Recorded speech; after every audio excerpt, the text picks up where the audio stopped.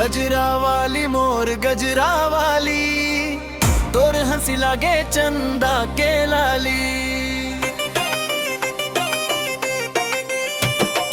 केस में गजरा माथे में बिंदिया, तोर रूप में फंस गे मोर जीवन गिया।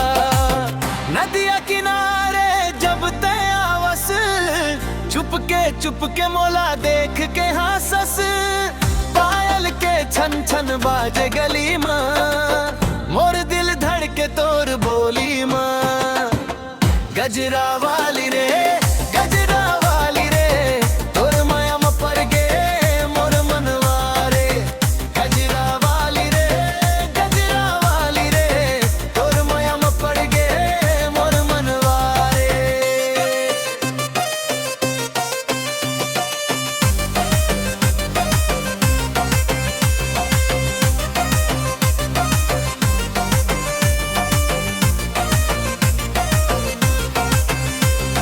सूरता में दिन बीते राती, तोर बिना लगे सुना बरसाती।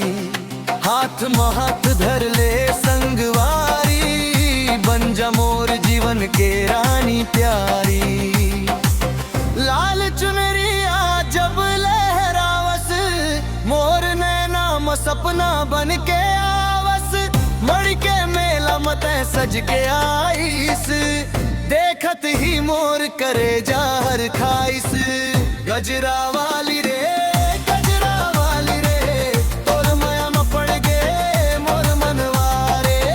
गजरा वाली रे गजरा वाली रे, तोर माया में पड़ गे मोर मनवा रे। झुमका झूले गजरा महकाए, तोर रूप देख के चंदा शर्माए।